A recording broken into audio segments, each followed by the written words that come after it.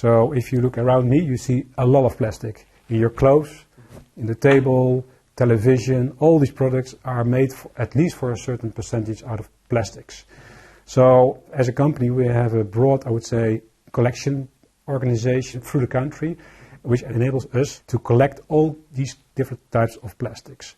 A lot of focus is mostly on the packaging plastics, but most of the plastics is applied in other industries, like automotive, furniture, textiles, and it really, we have the capacity, I would say, as a company to collect all those materials, but if you see at the regulation and the investments that are needed to do so, it's still a way to go, because a lot of our customers are not willing to pay for that recycling process, because it's today very expensive. And so we are really depending on regulation in that sense to really stimulate that process for the future. Within the Schwarz Group, we have Lidl. It's a very known retailer, also within the Netherlands. And if you look at Lidl, what they have developed is their own bottling deposit system. So if you shop at the Lidl and you buy any kind of bottle, you're also enabled as a customer to bring it back.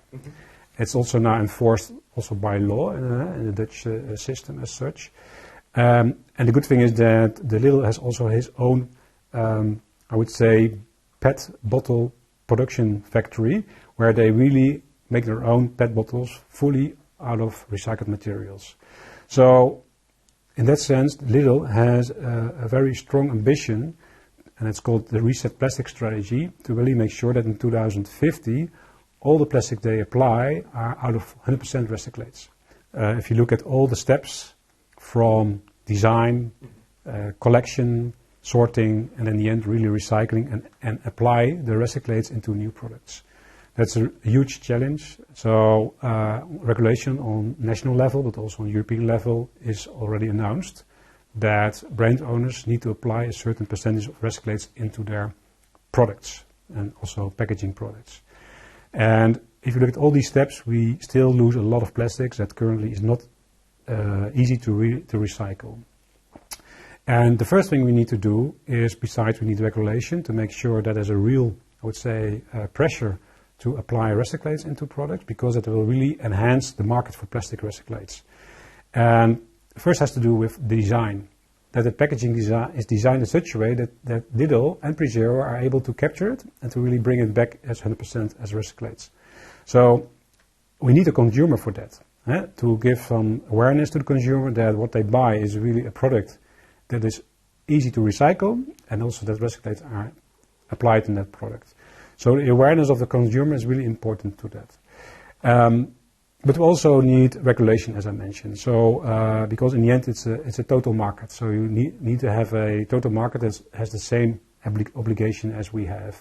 We really believe in partnership. I really think that you cannot realize your ambition targets if you don't work together along the value chain.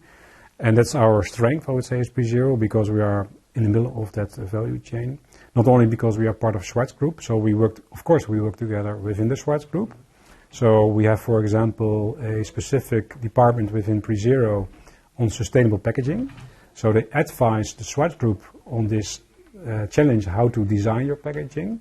And also we as PreZero work with them very closely together to see how we can interlink with our sorting and infrastructure and recycling, so that they really understand, okay, this is our advice on design. Why? Because we know in the practice the sorting system is working like this, the recycling process is working like this. So connecting that information is very important to make the next step.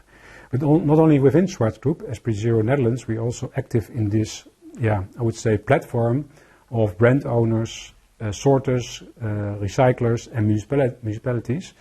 And I really believe that with partners, we work together in a transparent way, and that we share also the risks.